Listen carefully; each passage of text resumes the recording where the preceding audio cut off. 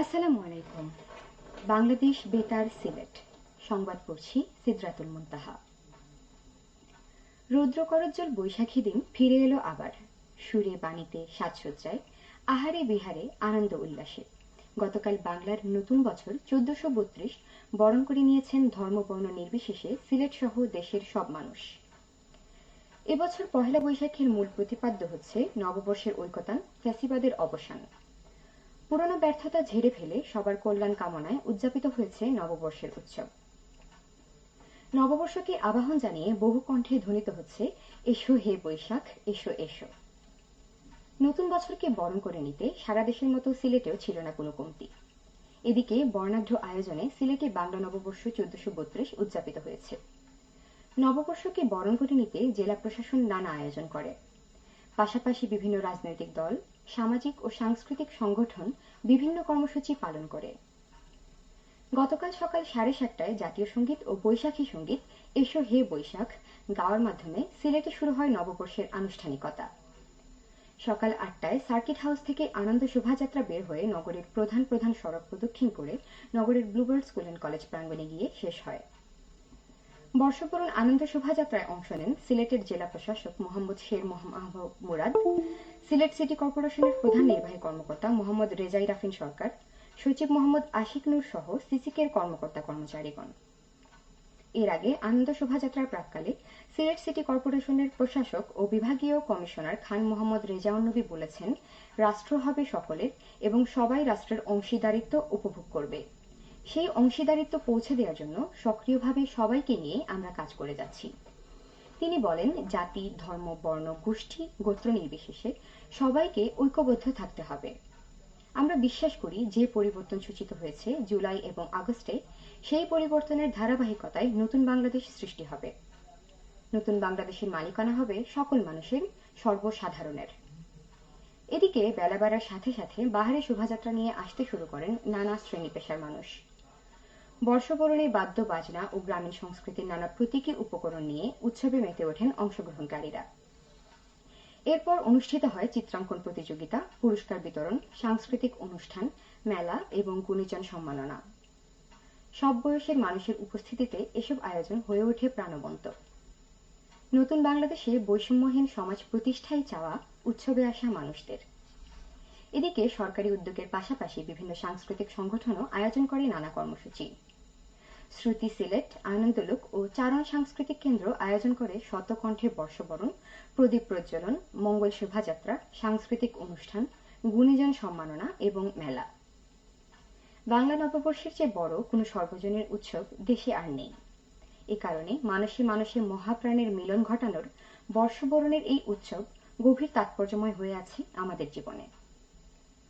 ছাত্র জনতার অভ্যুত্থানে ফ্যাসিবাদী সরকারের পতনের পর এবার নতুন পরিবেশে বর্ষবরণ উৎসব বিশেষ মাত্রা পেয়েছে। উৎসবের মূল প্রতিপাদ্য তাই নববর্ষের ঐকতান, ফ্যাসিবাদের অবসান। এদিকে নানা আয়োজনের মধ্য দিয়ে 1432 বাংলা নববর্ষকে বরণ করে নেওয়া হয়েছে মৌলভীবাজারে। গতকাল সকালে জেলা শিল্পকলা একাডেমি প্রাঙ্গণ থেকে বের হওয়া সর্বদলীয় বর্ণাঢ্য নববর্ষ আনন্দ শোভাযাত্রা। এতে বিভিন্ন রাজনৈতিক, সাংস্কৃতিক, সামাজিক ও নারী সংগঠনের নেতৃবর্গ, বীর মুক্তিযোদ্ধা, প্রশাসনের ঊর্ধ্বতন কর্মকর্তা, জনপ্রতিনিধি, সুশীল সমাজের প্রতিনিধি, শিক্ষার্থী, শিক্ষক, সাংবাদিক সহ 2 সহস্রাধিক ব্যক্তি অংশ নেন। শোভাযাত্রাটি শহরের গুরুত্বপূর্ণ সড়ক প্রদক্ষিণ করে সরকারি উচ্চ বিদ্যালয় মাঠে এসে শেষ হয়। পরে সেখানে অনুষ্ঠিত হয় বর্ষবরণ অনুষ্ঠানের আলোচনা সভা, গুরুজন সংবর্ধনা, সাংস্কৃতিক অনুষ্ঠান, শিশুদের মধ্যে চিত্রাঙ্কন ও কুইজ প্রতিযোগিতা। এতে প্রধান অতিথি ছিলেন জেলা প্রশাসক মোহাম্মদ ইসরাইল হোসেন। পরে প্রধান অতিথি চিত্রাঙ্কন ও কুইজ প্রতিযোগিতায় বিজয়ী 9 জনের মধ্যে পুরস্কার বিতরণ করেন। অনুরূপ কর্মসূচির মাধ্যমে জেলার অন্যান্য উপজেলায় নববর্ষকে বরণ করে নেওয়া হয়। এদিকে হবিগঞ্জে ও সুনামগঞ্জে নানা অনুষ্ঠানের মধ্য দিয়ে দিনব্যাপী বাঙালির প্রাণের উৎসব পহেলা বৈশাখ উদযাপিত হয়েছে। সিলেটে অসামাজিক কার্যকলাপে জড়িত থাকার অভিযোগে 5 নারী সহ 18 জনকে আটক করেছে এসএমপির কোতোয়ালি মডেল থানা পুলিশ। পুলিশ জানায়, পহেলা বৈশাখের রাতে গোপন সংবাদের ভিত্তিতে নগরের সুরমা মার্কেটস্থ নিউ সুরমা আবাসিক হোটেলে অভিযান চালানো হয়। এ সময় অনৈতিক কাজে জড়িত থাকার অভিযোগে তাদেরকে আটক করে পুলিশ।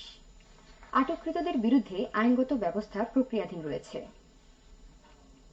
চা শ্রমিক পরিবারের অসচ্ছল মেধাবী শিক্ষার্থীদের মধ্যে আর্থিক অনুদান প্রদান করা হয়েছে মৌলভীবাজারের রাজনগর উপজেলায়। আজ সকালে উপজেলা পরিষদ সভাকক্ষে প্রধান অতিথি হিসেবে উপস্থিত থেকে অনুদানের টাকা প্রদান করেন উপজেলা পরিষদ প্রশাসক ও নির্বাহী অফিসার আফরোজা হাবিব শাপলা। এ সময় উপজেলার 10টি চা বাগানের মধ্যে 178 জন শিক্ষার্থীর প্রত্যেকে এককালীন নগদ 5,000 টাকা করে প্রদান করা হয়। এতে শিক্ষার্থী, শিক্ষক, অভিভাবক ও বাগান পঞ্চায়েত নেতৃবৃন্দ সহ 233 জন ব্যক্তি উপস্থিত ছিলেন। বার্ষিক উন্নয়ন কর্মসূচির আওতায় উপজেলা পরিষদ এই উদ্যোগ নেয়। এবারে শুনুন কৃষি সংবাদ। আধুনিক ও বৈজ্ঞানিক পদ্ধতিতে পোকামুক্ত আম, কাঁঠাল ও লিচু উৎপাদনের কৌশল বিষয়ে উদ্বুদ্ধকরণ সভা অনুষ্ঠিত হয়েছে মৌলভীবাজারে। আজ সকালে সদর উপজেলার প্রেমনগর চা বাগানের নাটমন্দির প্রাঙ্গণে অনুষ্ঠিত সভায় প্রধান অতিথি ছিলেন জেলা কৃষি সম্প্রসারণ অধিদপ্তর খামারবাড়ির উপপরিচালক কৃষিবিদ শামসুদ্দিন আহমেদ। এ সময় প্রশিক্ষকরা এই বিষয়ে কৃষকদেরকে হাতে কলমে প্রশিক্ষণ দেন। পরে এই বিষয়ের উপর প্রামাণ্যচিত্র ও ভিডিও ফুটেজ প্রদর্শন করা হয়। এতে চা বাগান ও আশপাশ এলাকার কৃষক, কৃষানী, উদ্যোক্তা সহ 6 শতাধিক ব্যক্তি উপস্থিত ছিলেন।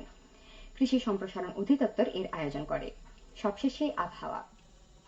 রাত 1টা পর্যন্ত পূর্বাভাসে বলা হয়েছে সিলেট সহ পার্শ্ববর্তী এলাকায় পশ্চিম উত্তর পশ্চিম দিক থেকে অস্থায়ীভাবে ঘন্টায় সর্বোচ্চ 60 কিলোমিটার বেগে দমকা থেকে ঝড়ো হাওয়া বয়ে যেতে পারে। সেই সঙ্গে হতে পারে বৃষ্টি অথবা বজ্রসহ বৃষ্টিপাত।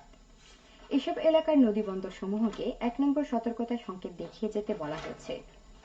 আজ সিলেটে সূর্যোদয় হয়েছে 5টা 30 মিনিটে এবং সূর্য অস্ত যাবে সন্ধ্যা 6টা 15 মিনিটে। সংবাদ শেষ হলো। আমাদের পরবর্তী স্থানীয় সংবাদ প্রচারিত হবে সন্ধ্যে 7টায়। বাংলাদেশ বেতার, সিলেট।